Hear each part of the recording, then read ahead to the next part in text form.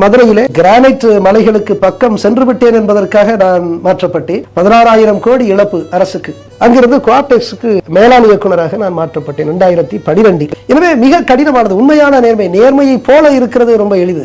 நேர்மையாகவே இருப்பது என்பது ரொம்ப கடினமானது. இந்த டிரான்ஸ்பர் என்பதை அது கடினமான ஒன்றுதான். ஒவ்வொரு இடத்திற்கும் மாறி மாறி செல்ல வேண்டும். பிள்ளைகளுடைய படிப்பு பாதிக்கும்.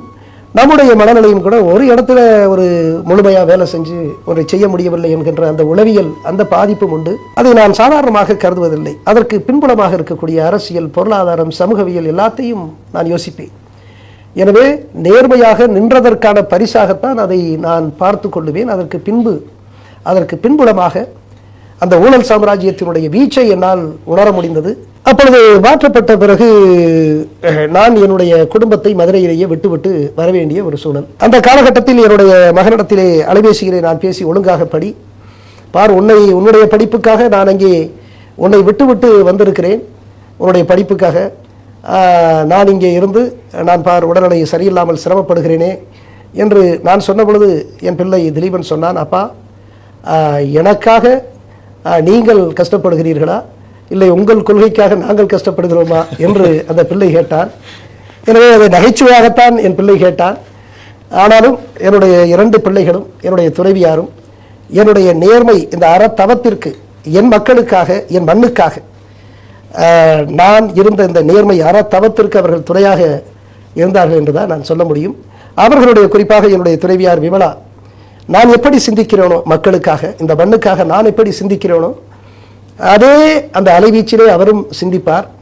அதனால் எனக்கு இந்த அடிக்கடி வந்த மாறுதல்களினால் நான் சற்று சிரமப்பட்டாலும் அந்த சிரமத்தை எதிர்கொள்வது லாபகமாக இருந்தது என்று சொல்ல விரும்புகிறேன். இதில் நான் இன்னொன்று விஷயம் கேட்கணும். இப்போ இந்த மாதிரியான பணி மாறுதல்கள் ஏற்பட்டு இது கோஆப்டெக்ஸில் மேலாண் இயக்குனர் இந்த மாதிரியான விஷயங்கள் போகிறது முடியும். சில பதவிகள் அது ஒரு நீங்கள் முன்னாலே சயின்ஸில் சொன்ன மாதிரி ஒரு டம்மியான போஸ்ட் மாதிரியான ஒரு போஸ்ட்டாக அமைஞ்சிருது. அப்போது அதுக்கு உண்மையிலே ஒரு ஐஏஎஸ் கேடர் தேவையா அப்படிங்கிற ஒரு இயல்பான கேள்வி வருது. அல்லது எஃபிஷியண்ட்டாக ஒர்க் பண்ணுறவங்கள இங்கே போடாமல் இருக்குன்னா இதுக்கு ஏதாவது ஒரு சீர்திருத்தம் வேணும் அப்படின்னு தோணுது. இல்லை எது சரி? இல்லைப்பா, நீங்கள் இப்போ இந்த மாதிரியான அலுவலகத்தை வைத்திருப்பதே சில ஐஏஎஸ் அதிகாரிகளுக்காக என்பதை நாம் புரிந்து கொள்ள வேண்டும். நேர்மையான ஐஏஎஸ் அதிகாரிகளுக்காகத்தான் சயின்ஸ் சிட்டி போன்ற அலுவலகத்தை எல்லாம் வைத்திருக்கிறார்கள் என்று நான் கருதுகிறேன்.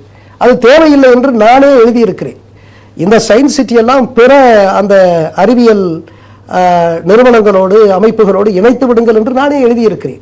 ஏனென்றால் நிச்சயமாக ஒரு ஐஏஎஸ் அலுவலருக்கு அவருடைய அறிவு, ஆற்றல், அனுபவத்திற்கான அங்கே பணி இல்லை என்பதுதான் உண்மை.